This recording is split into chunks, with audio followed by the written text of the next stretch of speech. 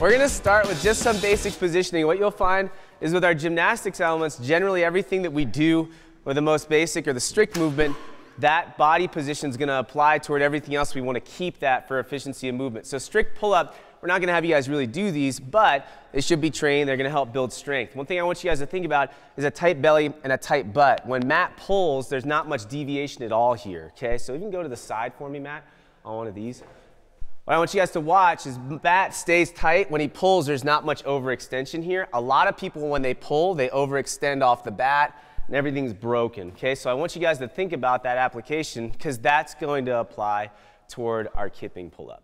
So having said that, when we talk about our pull-up, a gymnastics kip is the next most efficient thing, right? It's still less efficient than a butterfly pull-up, but a gymnastics kip, efficiently done, we're gonna see generally a smaller push away at the top. We want to think about the press away as our gearbox. So when Matt's doing a gymnastics kip, it's tight. His belly's tight, and this is going to create more of a straight up and down line of action. You can rest. When you see athletes get tired, this again is less efficient, but as you get tired, this might be what? More efficient for you guys. So what we'll resort to later on is a larger kip, and that's where we start to see a bigger press away at the top and more movement. There's nothing wrong with this pull-up, but you guys can tell which is faster, the first or the second. The first, exactly. Why? He's moving less range of motion. There's a better line of action on the bar. Nice, guys, and what a lot of you are starting to find is at the bottom of your pull-up, when you start to think about a tighter kip, you guys have to stay real tight through your belly. If you stay tight through your belly, what do you feel at the bottom of your kip? You feel a lot of spring there? When you loosen this up, what happens?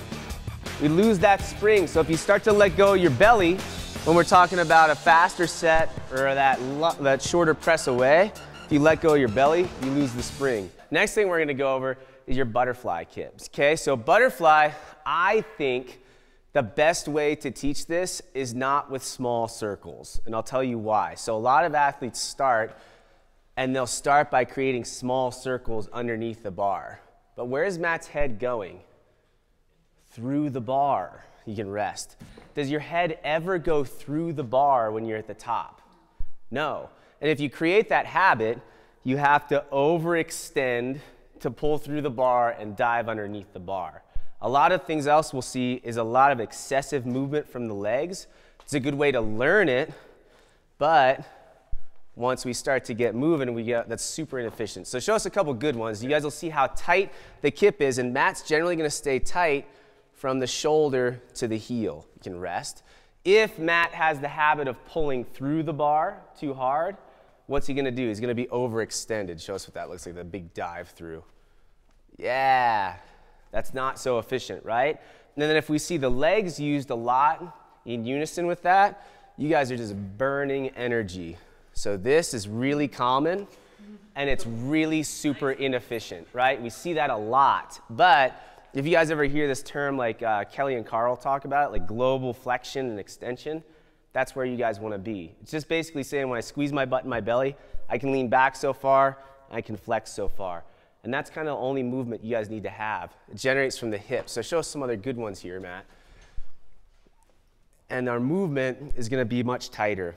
The last thing you can rest to think about, guys, is elbow position. And this might sound kind of silly, but a lot of us in a gymnastics kip will put our elbows back, right? And this is good. We want this so we have the push away. If I put my elbows back on a butterfly kip, I'm likely to pull through the bar.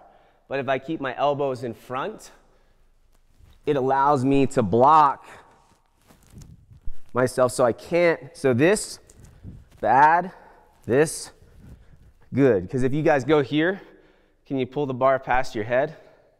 No, that's as far as you can go. So instead of finishing with your elbow position here, elbows in tight. If you put your feet together, it creates more torque. Nice, yeah. Really squeeze like that, yep. Nice, yeah. That's a good thing. You'll stay more rigid, so you won't have as much movement. And you can see Becca really pull, yeah. It's not bad, Becca, but it's just as you maybe even get like more pulling power, you'll be able to stay here. But often you'll find that's why gymnasts, everything they do, their feet are together. It's because they're tighter through the system. You'll never see them feet wide. Just don't pull through the bar. Who cares where your elbows are? Just don't pull through the bar. The next thing we're gonna talk about is how we apply these to chest to bar pull-ups.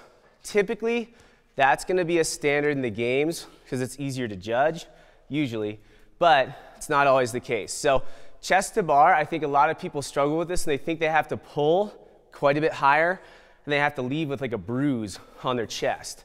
But if you guys have a narrower grip, it's harder to retract your shoulders and get your chest to the bar. So if you widen your hands just a touch, you'll be able to pull back more easily.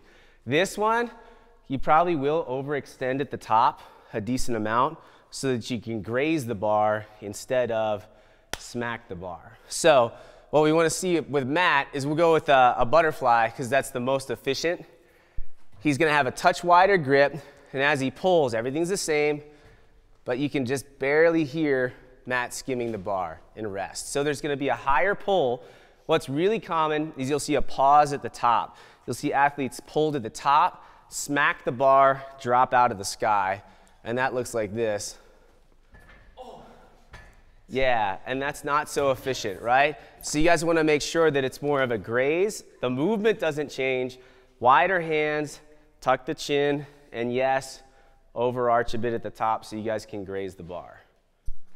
Pulls just a little bit higher. Yeah, good question. Asia asked if we should think elbows in. Now you guys are going to think elbows back, because the elbows back is going to help you get your chest to the bar. I know, I'm just totally changing it up on you guys. So don't be afraid to overextend a little bit at the top so that as you hit it, you're coming down. Does that make sense? You're hitting the bar on the down phase of the movement.